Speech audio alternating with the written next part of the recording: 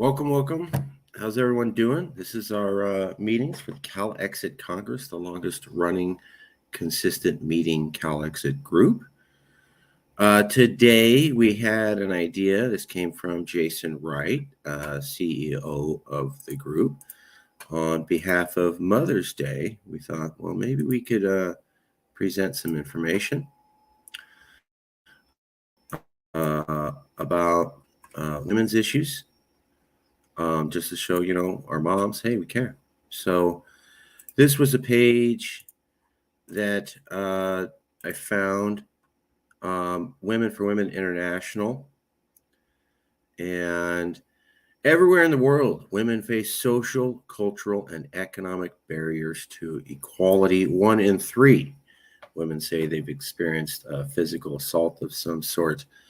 70% of all people living in poverty are women and girls. I've heard that one before. Only 22% of the world's political leaders are women.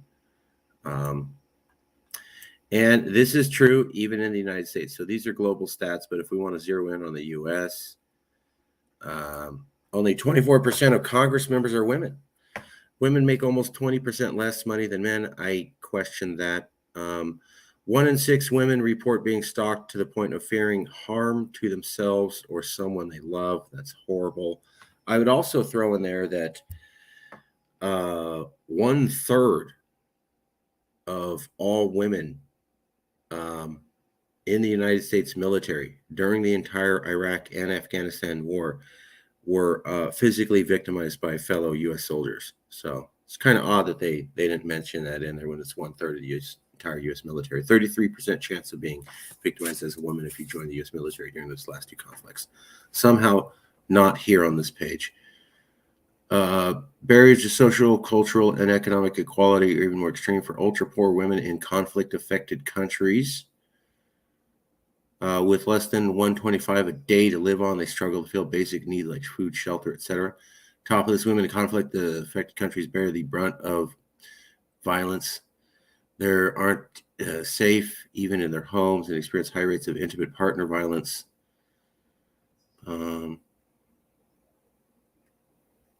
This must change. And how do you change it? You investing in women is a smart thing to do, and more importantly, it's the right thing to do. So that's a couple facts that we found.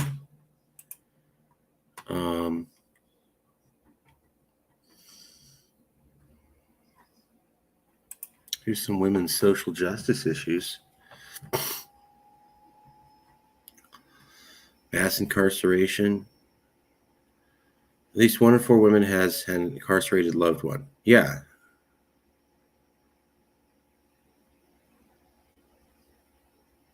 I don't really get what that's saying.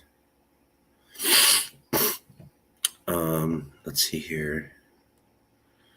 Global women's issues by the U.S. State Department. This should be interesting. So this is the U.S. government, State Department, global women issues. U.S. strategy on global women's economic security.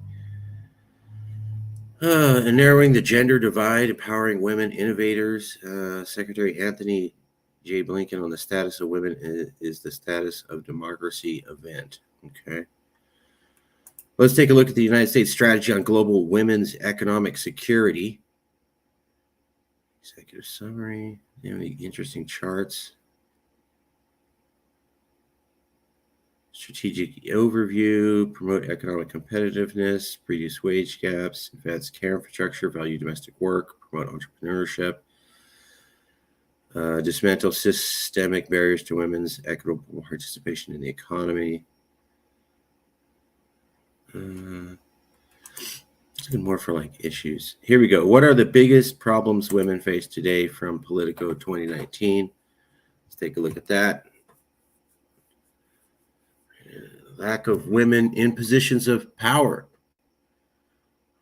One of the struggles that underlies all of our policy battles is the continued lack of women in positions of power, from corporate boardrooms to the courts and political leadership around the world. The lack of women in senior positions continues to stymie progress on issues from pay to humanitarian aid to discrimination in all forms. The sooner we understand that lack of women in leadership roles holds back not only women, but all people, the sooner we will be able to advance society as a whole. The patriarchy. Okay, the biggest challenge facing women in the United States today is patriarchy. This is especially evident in the realm of politics. Regardless of a woman's experience, education, or abilities, the patriarchal nature of U.S. society fosters the perception that women are less qualified and less competent than men. What patriarchy has done is convince people that a strong and intelligent woman represents a problem, a disruption to the social order, rather than an integral part of it. Biased media coverage of women politicians, stories that focus on women's fashion, and looks at the expense of their ideas on policy underscores this point. It is therefore no confidence that the U.S. is completely out of step with the rest of the world when it comes to electing a woman as president. Fair point. From a global perspective, one of the biggest challenges facing women is education inequality. Despite the many gains of modern feminist movements in America, Africa, Asia, and beyond, many would still believe that women are less worthy of the same educational opportunities. This one I might take a little bit of a stance on. That's true globally, but in America, minority women are doing outstandingly well on advanced degrees in comparison to all previous years in American history. And there are a couple different ethnic minority communities where women are outpacing the men in high school diplomas and college degrees. I think that's the African American community, some Southeast Asian communities, and I think parts of the Latino community. So that's not applicable here in parts of America and California. Not enough women at the table from Kamala Harris. I'm sorry, but I'm just going to say,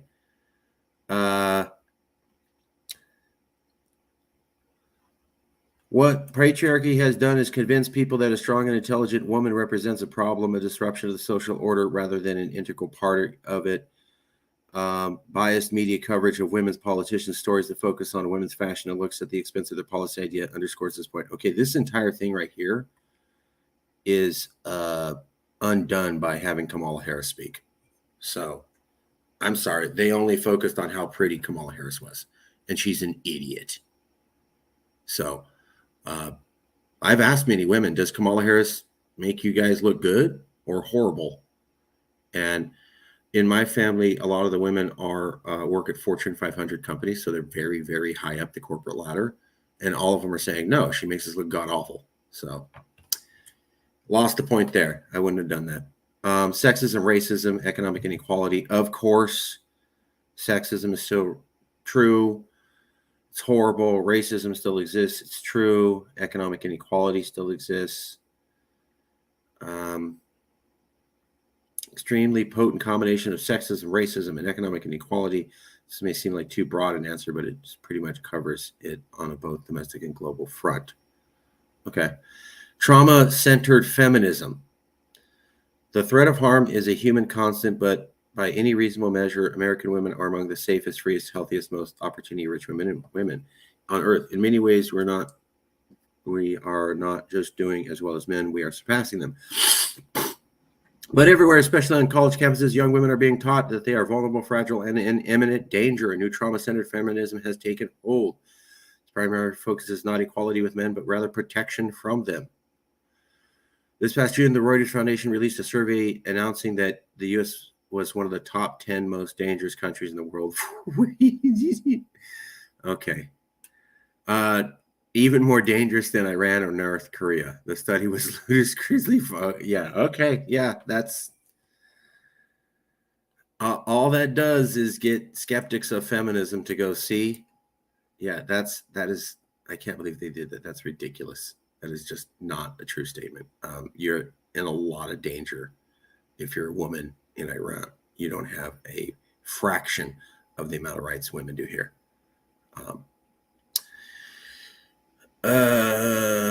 The picture is different in the developing world. In countries like Bangladesh, Saudi Arabia, Cambodia, Egypt, women are contending with practices such as honor killings, mutilation, acid burnings, child marriage, and gender apartheid.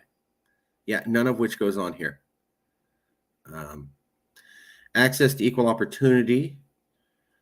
As a former executive director of the World Food Program, I was often humbled by women in conflict or crisis situations who, when asked about their needs, wanted nothing for themselves, but asked that we educate their daughters. Education, these mothers believed, would provide their daughters with opportunity because of their gender were denied.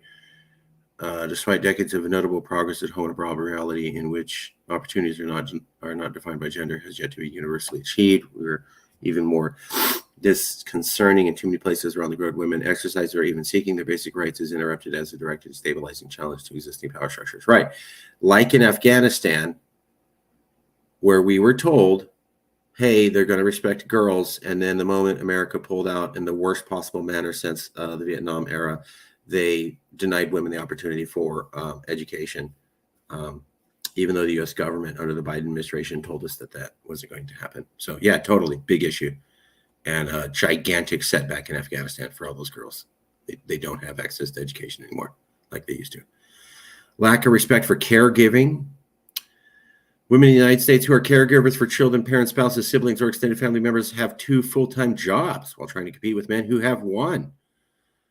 Over half of us are the primary breadwinners in our households. The standard response is to persuade men to help more, but we need a sea change, one that can happen only with normative revolution around the value of care.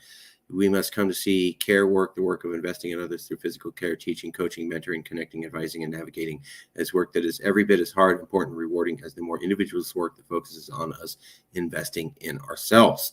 We must value care monetarily by paying far more for it through government and private investment.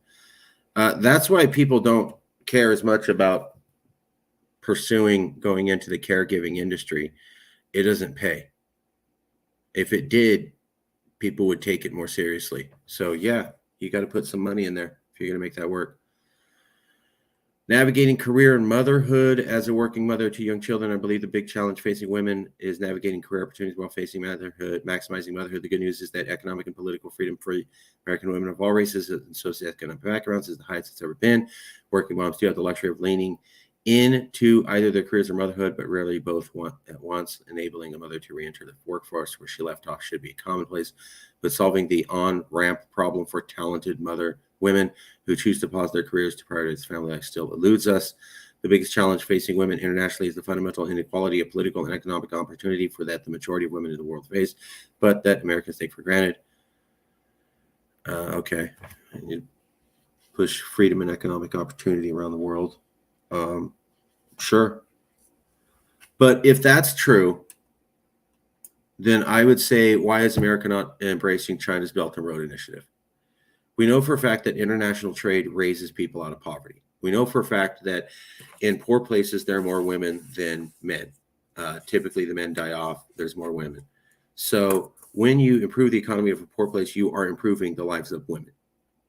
Especially in poor countries, there's typically more women. So you help their economy, you pull those women out of poverty by pulling an entire society out of poverty. China's planning on doing that with the Belt and Road Initiative, and America's standing directly against them. And that means that a lot of countries that are third world around the world where the women don't have the opportunities, China's coming in saying, hey, we want to build a railway and a road network so that you have an economy. And America's going, don't do that. So I would say the USA is directly standing against this opportunity to improve women. So again, another contradiction. Increasing rates of maternal mortality. Yeah. One of the great challenges of women in the U.S. and women throughout the world today are increasing rates of maternal mortality. I don't know if that's true in the U.S. According to the World Health Organization, 830 women die every day from preventable causes related to pregnancy. These statistics are even more staggering in the developing countries and among women of color in the United States. Black women in particular are the most affected, dying at a ratio of 25.1 deaths per 100,000. I will point out that I live in Fresno, and the west side of Fresno was a redlined community where in the past they would tell African-American people you can't live outside of this community. So many of them still do in the Fresno area, and that is one of the highest rates of infant mortality in the entire Central Valley. So absolutely some truth there. A campaign to normalize misogyny. Okay. The greatest challenge confronting women in America is a campaign to normalize misogyny and take women's rights backwards. Starts with the president who has a long track record of making disgusting and demeaning statements about women. Perhaps even worse, his administration has translated these attitudes into concrete action. For example, despite the rise of the Me Too movement, the Department of Education has actually introduced measures to provide greater protections for college students accused of committing sexual harassment and assault by undermining Title VI. President Donald Trump has also worked working women and their families by suspending a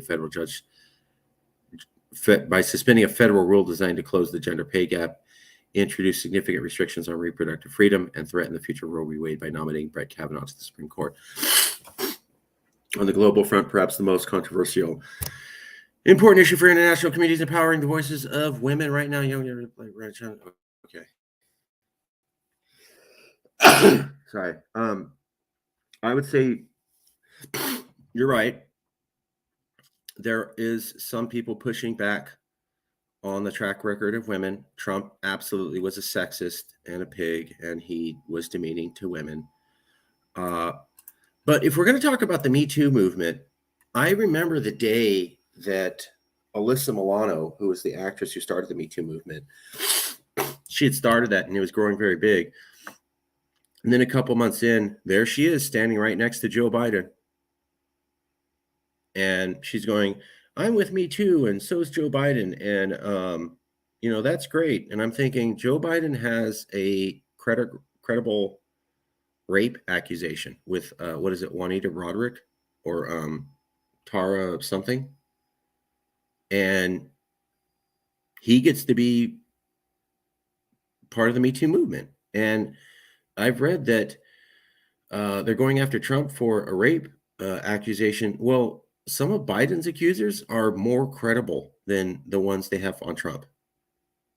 But we don't hear about that, and Biden can be part of the Me Too movement. And I just think if we're actually talking about this, having people with credible rape accusations join your Me Too movement, not a good look, and not a way to empower women. Just my opinion. I think you kind of undercut the message. Let's also talk about Bill Clinton. Like, had all sorts of rape accusations. Then it comes out he absolutely did go to Epstein Island. He still gets to be part of the Me Too movement. Why?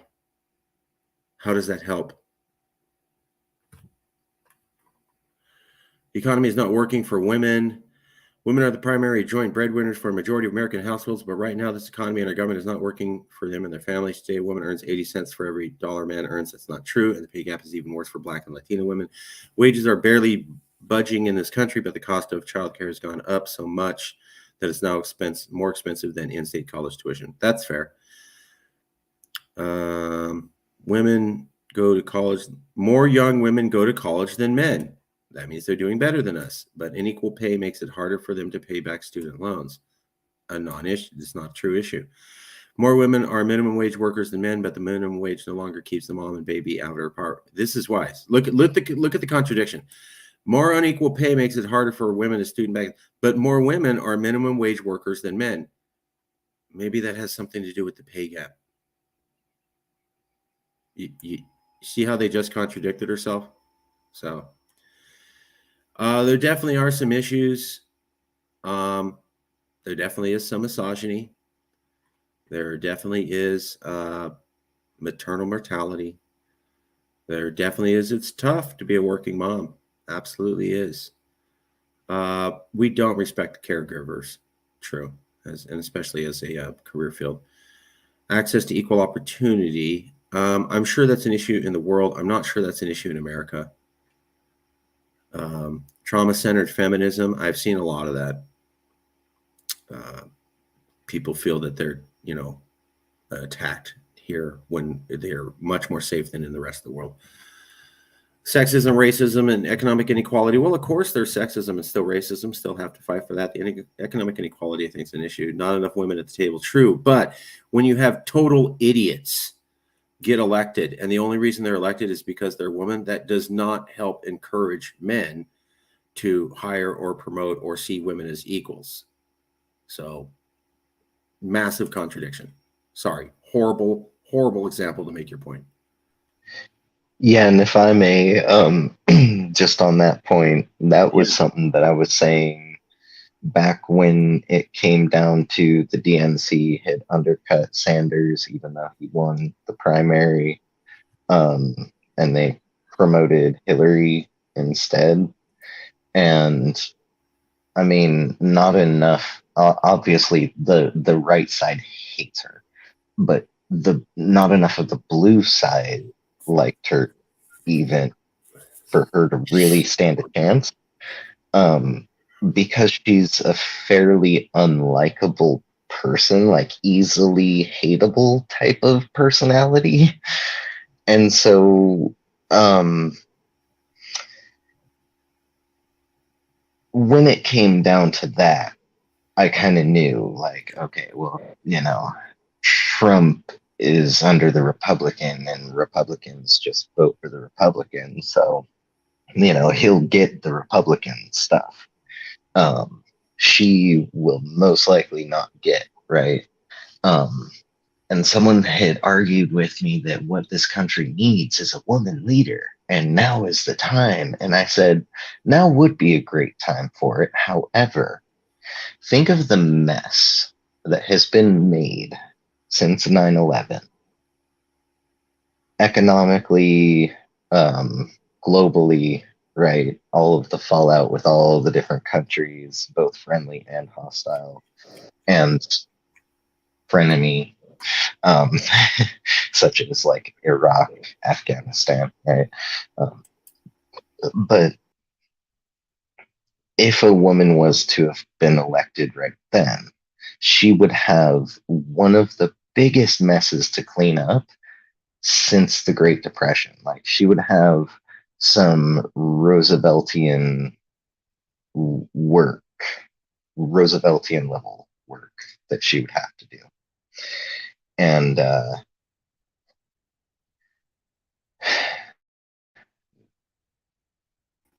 in order to get anything really done, for a woman being the first woman in the leadership area of the country, right? And in the executive, um,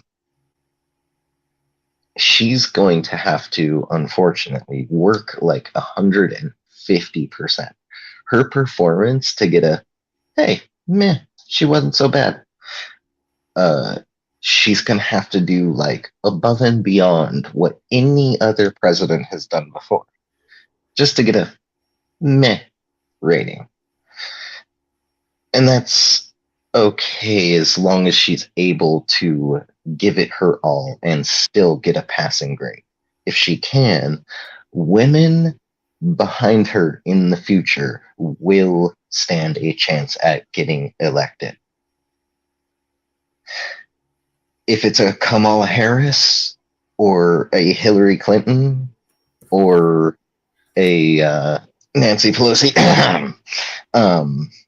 then no. I mean, all three of them known for seeking personal enrichment, all three of them known for, say one thing, do another, all three of them really good at putting on a show of like, oh no, we care. Oh, I just care so much. So much. Look at these tears rolling down my cheeks. Right. I just can't bear the thought of it. Right. But then, okay, are you going to do something about these children being locked away in cages like freaking rabid animals? No. Oh, us? Oh, no. We've been to the border. Trust me, we've been to the border. We've dealt with it, okay? Just don't come here. Yeah. What chance are women really going to stand running for, that level of office now? Because we've seen a VP. She is in the executive branch. She's second in command. And really, the VP does more of the running the country stuff. The president does mostly, international stuff. So, like, really, a lot of the failures of the country could even rightfully be pinned on Kamala Harris right now. Like I'm almost wondering, like, should I say poor Joe Biden? I mean, really, he shouldn't be running either. He picked her. Yeah, he picked her, but like, I don't know, maybe she's bullying him because he's like old and senile. She just kind of gaslights him and tricks him into, like, letting her do her thing and screw up the country, and then he takes the heat for it. He's like, yeah, hey, we're doing our best. By the way, have you seen the price of pickles? Right. Little song and dance, wave the top hat, use cane. Hello, my baby. Hello, my darling. But that's really what the federal government has become, is pay no attention to the man behind the curtain. Ooh, look over there, there's something shiny, while I pick your pocket.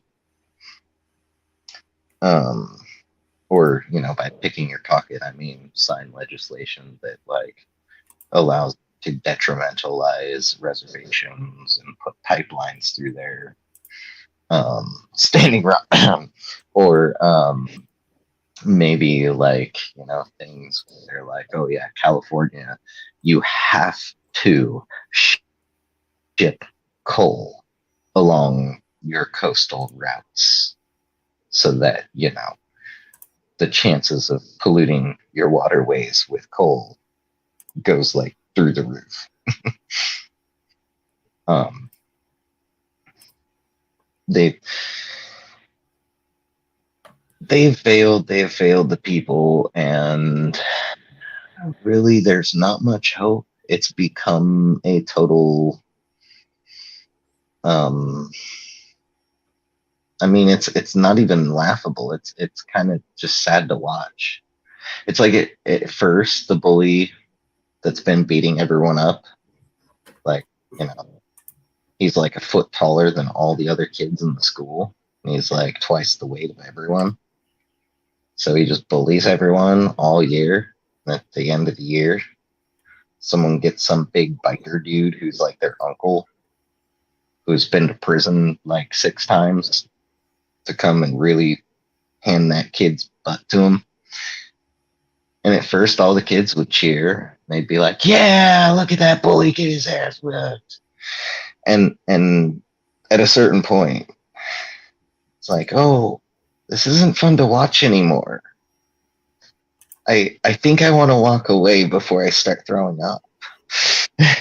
And that's what America's become, is the thing that's like, the bully is reaping the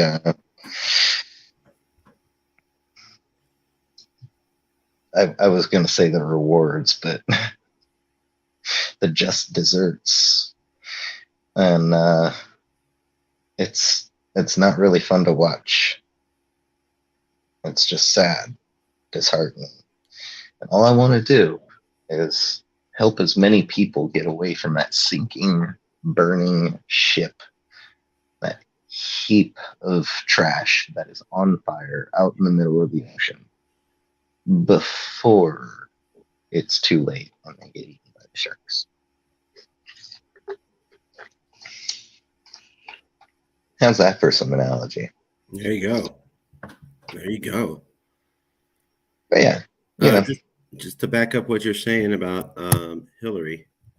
So if you look at the maps, the one on the left is what if did not vote were a candidate in the 2016 presidential election. That's the one on Hillary and Trump. And while people say Trump was horrible, the fact is that both candidates were so not liked that more people didn't vote for them than people who voted for either one of them. So I just need to change my name legally. First name did, middle name not, last name vote. and just constantly be a write-in. Right. Yeah. Yes. Then you'd be By fine. Jove, I will be the second most popular president ever. Because, George Washington had 100% of the vote. Unanimous. The only one. The first one. But yeah, no, that's like 1, 2, 3, 4, 5, 6. 6 states that I wouldn't have. Yeah, I could live with that. Wow. Oh my goodness. That is just, and see, that goes with that statistic that's been getting talked about finally. It's been out for like a year about how independent third party slash anything that's not Republican or Democrat um, is actually the largest demographic of the American voters. Independent, yeah. Um, However, independent doesn't necessarily mean that they are independent of the party. There's a lot of evidence showing that people say that they're independent, but then still vote in line with the party that they left. They just don't want to be Oh yeah, seen as a Democrat or a Republican. So I just caution whenever we talk about independence, like how independent are they? Like, oh, I yeah, right. look at the issues and make up my own mind, or I just don't want to be seen publicly as a Democrat or Republican, so I don't have to explain some stupid policy they're pushing. Um, that's I'm not sure how independent independents are. Uh, Yeah, well, and I'm a green, so like ultimately, I would I would personally vote for someone who's green.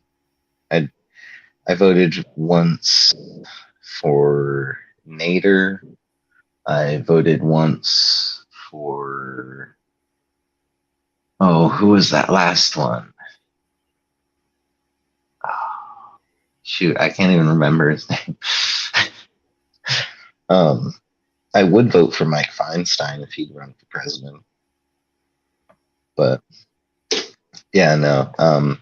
Ultimately, now that I'm a state elector, my vote is not quite my own, and I need to take the entirety of the counties that I'm appointed to serve into thought with my decisions. But the way I used to do it is that, if there's a green, I'll vote for a green, unless it's an extreme circumstance and like say it's the primary and I want Bernie to win. So I like go and party hop to go and support Bernie. They undercut him, so I immediately jump back because I ain't staying around. They still send me spam. And a lot of the DNC in Oregon's under some heat right now. Don't know if you know, but there's some campaign finance, $500,000 stuff going on. They may or may not have fudged or falsified somehow when disclosing it. And yeah, it just makes me think of that one time when it got called out how the DNC inflated their numbers. And I think they inflate their numbers because for someone like myself, who's a lifelong green, who switched over for like 2 months to help Bernie, and then they undermined him, and I said, "Yep, nope, screw you." Um, they still think that I'm like Democrat or something. It's like, I'm a socialist green. I I've joined since over for a 18. hot minute for one person. Yeah, right. Green since 18, and the person I joined for is the person that my grandpa Richard told me, keep your eyes on this guy. He is like the only person who has actually walked the walk while talking the talk and has tried, has stood his ground, has not, sold out. My grandpa Richard, like, if he was alive, he would have voted for Bernie. Hardcore.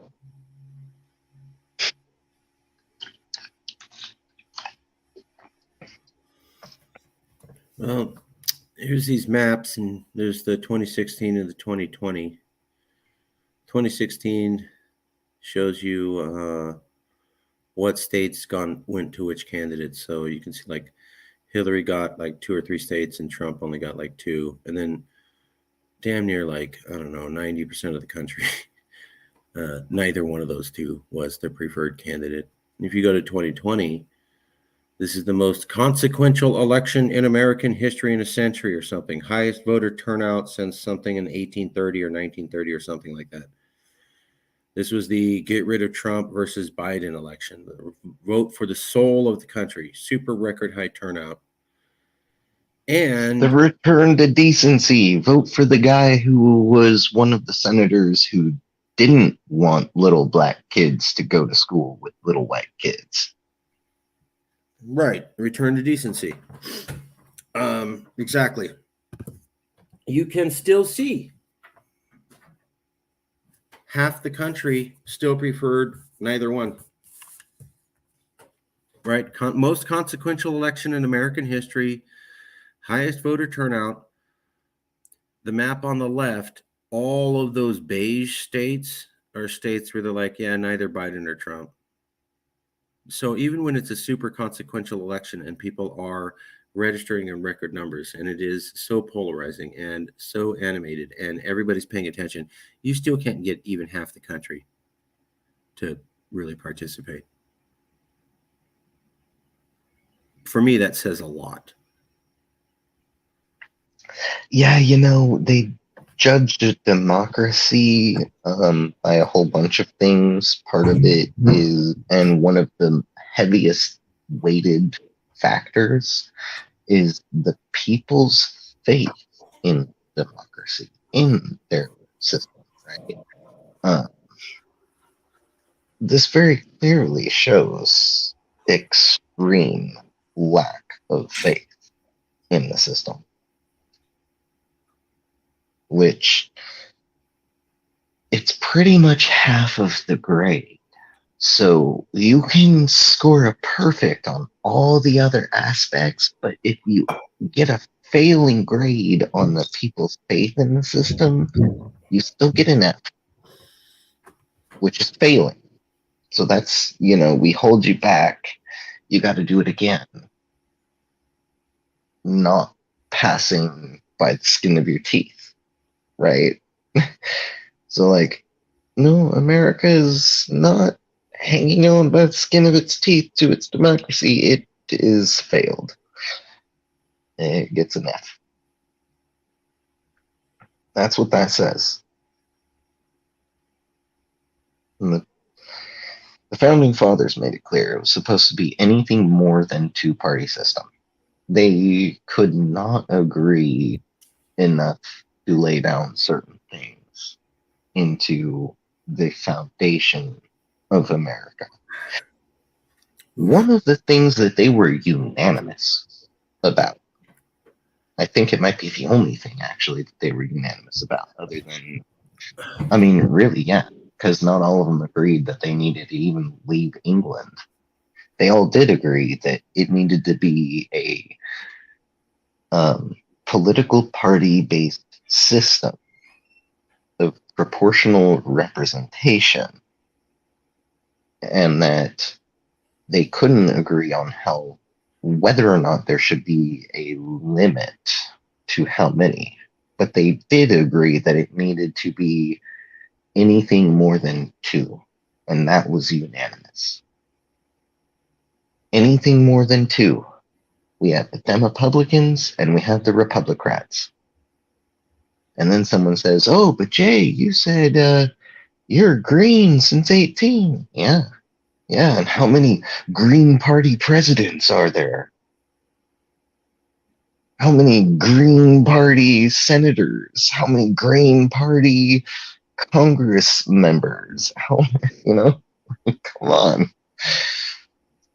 These two polarizing parties shove out and push out and undermine and snatch votes of all the others so that there can be only two. And the system, the federal system, is allowing that, has allowed it for so long that it's common practice, it's got precedent, right? And so that's just how it goes. Hey, it's just the way things are. Don't like it? You can move to Canada, you socialist commie.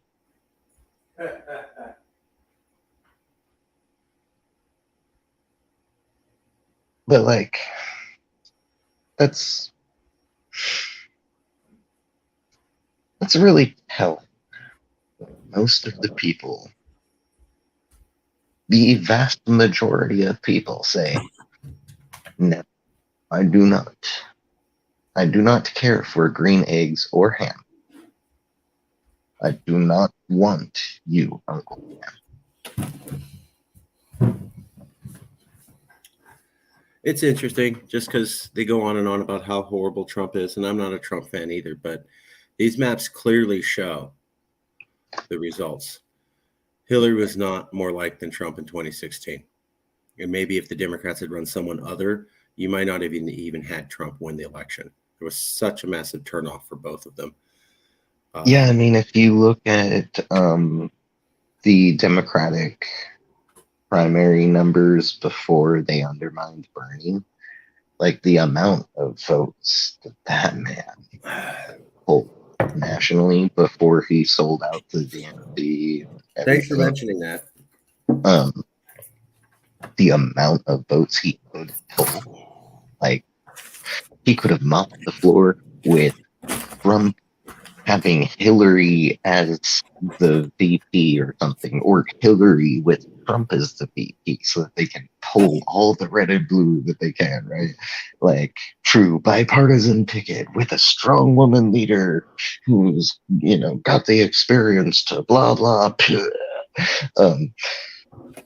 And he could have. He has experience.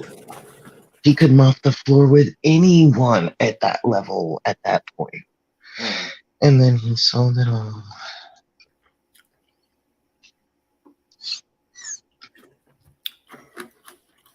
I don't know, man. Yeah. Bernie backed out on people twice. Yeah. Why do we think he's not going to do it a third time? Well, no, he's already endorsed Biden. He's already. If he ran, not gonna. And it looked like he was winning. Guys backed out twice. If he gets close to the gate, they're just going to come, oh, hey, Bernie, we need you back out a third time again for some great reason. Yeah. Well, just a theory. No matter what, the system is broken. No one other than the two polarizing powers that be really stand a chance anymore. And I mean, if you want to be part of it, then you gotta do that. That's what it is.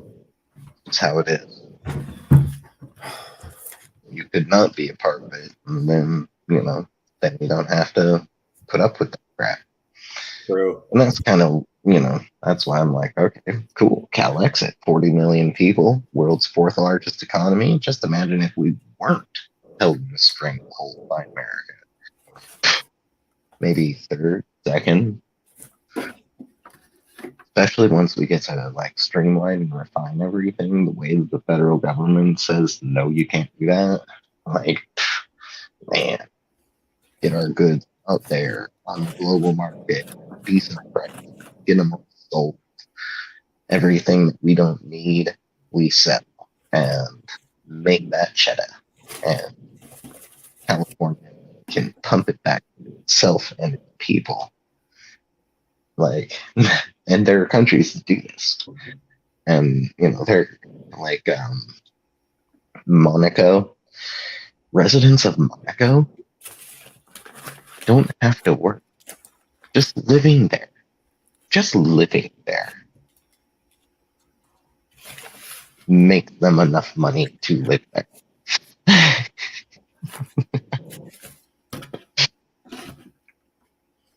Because the place makes enough money that it just pays its people.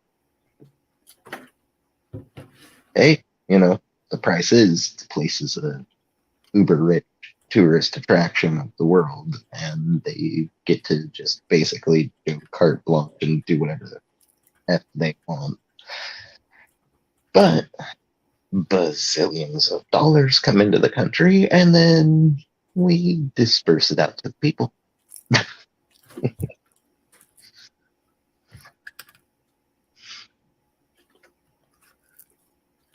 But California could do that without having to sell out like that. So, let's go ahead and make Monaco blush. Can we do that?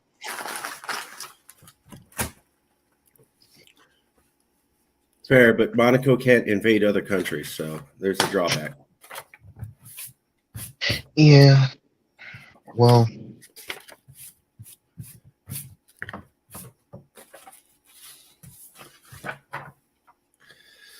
no, I guess I should probably refrain from making a Bill Clinton joke since we're talking about Monaco and not Monaco. Let's not do that. We'll just say on this fine Mother's Day that Lady Justice is kind of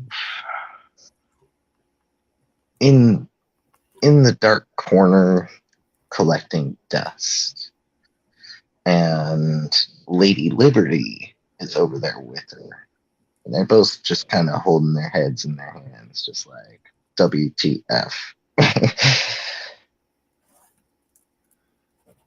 I would like to point out that, it's not really all that long ago that the Triangle Waistcoat Factory fire happened in New York, which was such a horrific tragedy. Like, you gotta censor it when talking about it, or else you're gonna get your YouTube channel banned. Yeah, let's do that. Horrific. So, and that's not that long ago in history, in human time. It's not 1,000 years ago or thousands of years ago. This is an ancient history. This is not even at the beginning of American history. And so many women lost their lives.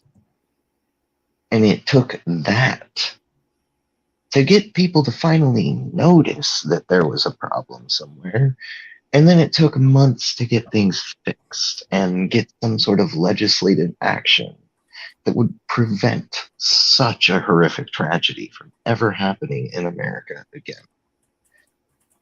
And that's before the women's suffragette movement. Long before. So, really, America still has a very long way to go if it's going to catch up with women's rights in the modern world and global society. And the way that America is failing its people left and right, and the examples of the women that they're propping up, I would say the likelihood is that one should not hold their breath, for they may suffocate. Don't wait for it to happen. It probably, if you're alive right now in 2023, you're probably not going to see it. Probably not.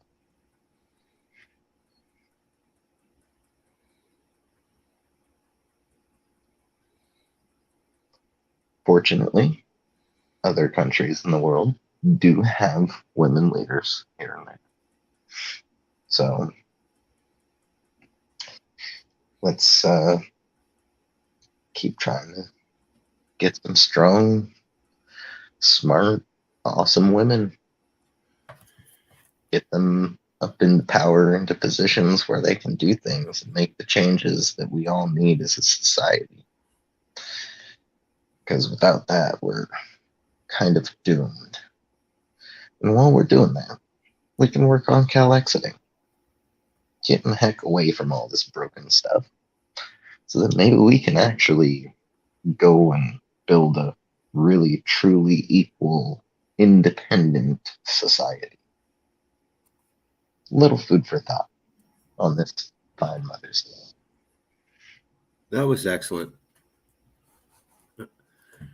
Okay. We'll leave it there. Jason, final thoughts or comments? Happy Mother's Day to everybody. Oh, I'm sorry. We're not supposed to be mother. We're supposed to say womb holder. I want to wish a very happy womb holder day to everybody who has a womb. And I hope it's a great day for you. Jason, last minute thoughts? I would just give my usual closing. Viva todos Californios. Sí, se puede. Mucho gusto, hermanas y hermanos. Dios. Está bien. Wow, that was great. Okay. We'll leave it there. You can email Jason at, let me see if I got your email. Let me put that up real quick.